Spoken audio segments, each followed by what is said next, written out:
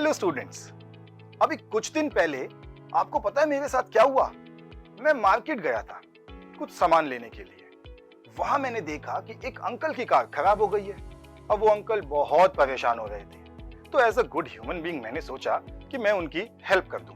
मैंने उनको कहा, आप कार के अंदर बैठो, मैं पीछे से पुश करता हूं और आपकी कार को मैकेनिक तक ले जाते हैं। अंकल भी इस बात पे एग्री कर गए। वो अपनी कार के अंदर बैठे और मैं कार को पुश करने लगा। अब मैंने अपनी पूरी ताकत लगा दी, लेकिन कार नहीं हिली। फिर मुझे लगा कि मेरे द्वारा लगाई गई फोर्स कम है।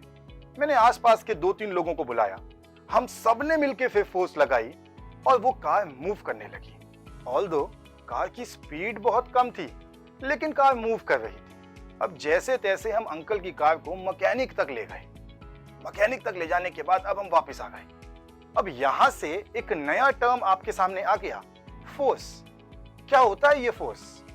फोर्स एक पुश या पुल होता है जिससे हम किसी ऑब्जेक्ट की शेप, साइज, पोजीशन, डायरेक्शन या फिर वेलोसिटी को चेंज कर सकते हैं। फोर्स को और अच्छे से समझने के लिए एक एक्टिविटी लैब मैंने सेटअप करी है। तो चलिए उस एक्टिविटी लैब में चल के फोर्स को और अच्छे से एक्सप्लेन करने की कोशिश करते हैं।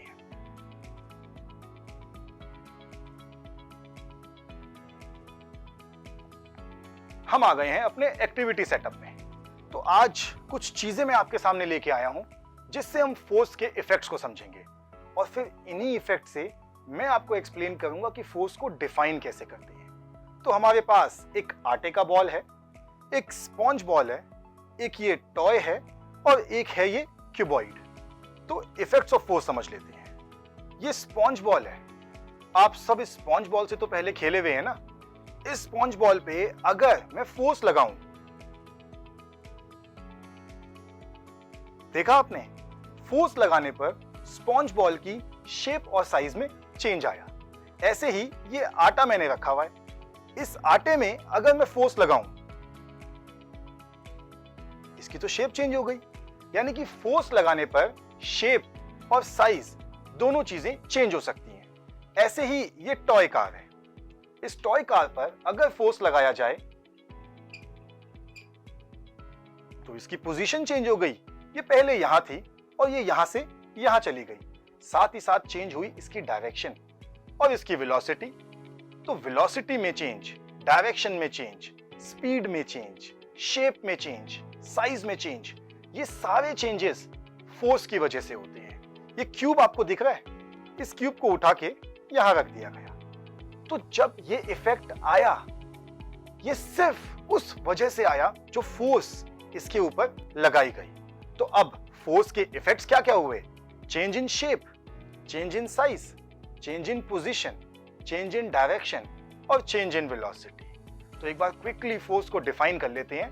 Force can be defined as a push और pull which can change the shape, size, position, direction and velocity of the body. तो हमने फोर्स की डेफिनेशन समझी। अब हम समझेंगे लॉज ऑफ मोशन।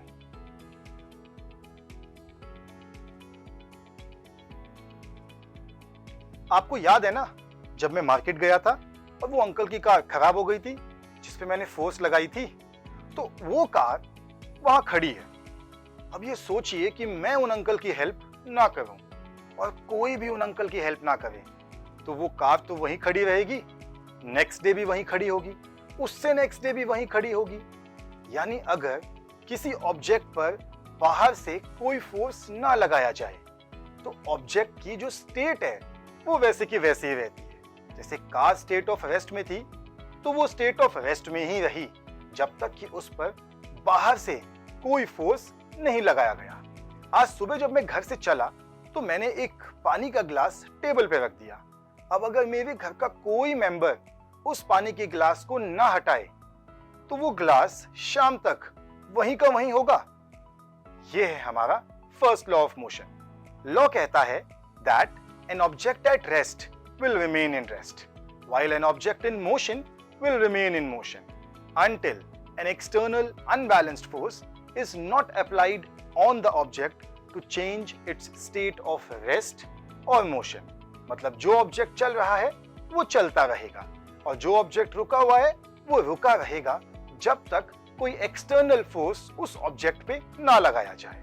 अब रुकी हुई ऑब्जेक्ट में ये समझना आसान है, लेकिन मूविंग ऑब्जेक्ट्स में ये समझना मुश्किल हो जाता है, क्योंकि आप में से कई लोग सोच रहे होंगे कि अगर एक बॉल रोल करती है तो वो तो सर थोड़ी देर बाद रुक जाती है।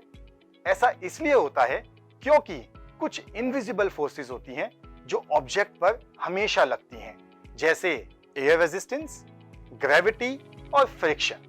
तो ये था हमारा फर्स्ट लॉ ऑफ मोशन। एक बार दोबारा अंकल की कार वाला इंसिडेंट याद करते हैं। अब आपको पता होगा कि मैंने 3-4 लोगों की हेल्प से उस कार को पुश किया था। सोचिए अगर 4 की जगह 10 लोग उस कार को पुश करते। जब 4 लोगों ने पुश किया तो कार मूव तो करने लगी, लेकिन उसकी वेलोसिटी कम थी। अगर यहीं 10 लोग पुश करें तो कार थोड़ी तेज वेलोसिटी के साथ मूव करेगी, यानी लगाया हुआ फोर्स जितना ज्यादा होगा, बॉडी की वेलोसिटी उतनी ही ज्यादा चेंज होगी। और वेलोसिटी चेंज का मतलब होता है चेंज इन मोमेंटम। तो यहां से हम आ गए सेकंड लॉ पर। क्या कहता है सेकंड लॉ? सेकंड लॉ कहता है that the rate of change of momentum is directly proportional to the applied force and the change takes place in the direction of applied force। यानी जितना force लगाएंगे momentum में उतना ही change आएगा। अगर लगाया हुआ फोर्स ज्यादा है तो मोमेंटम का चेंज भी ज्यादा आएगा। अगर लगाया हुआ फोर्स कम है तो मोमेंटम का चेंज भी कम आएगा। फुटबॉल प्लेयर्स तो आपने देखे होंगे, जब वो फुटबॉल को किक करते हैं, अगर तेज किक करते हैं तो मोमेंटम का चेंज भी तेज होता है और बॉल की वेलोसिटी में बहुत ज्यादा बदलाव आ जाता है। लेकिन अगर धीरे से किक किया तो बॉल की वेलोसिटी भी कम रहती है। एक बार लॉ डिफाइन कर लेते हैं। The law says that the rate of change of momentum is directly proportional to the applied force and the change takes place in the direction of applied force. ये था हमारा सेकेंड लॉ ऑफ मोशन। अब start करते हैं third law of motion. Third law of motion कहता है that to every action there is an equal and opposite reaction, but the action and reaction takes place on different bodies. क्या मतलब है इसका? इसका मतलब है कि अगर कोई फोर्स है जिससे कोई एक्शन होता है तो उसके इक्वल और ऑपोजिट रिएक्शन भी होगा, लेकिन ये एक्शन और रिएक्शन एक दूसरे को कैंसिल आउट नहीं कर पाते, क्योंकि एक्शन अलग बॉडी में होता है और रिएक्शन अलग बॉडी में। जैसे वॉकिंग का एग्जांपल लेते हैं।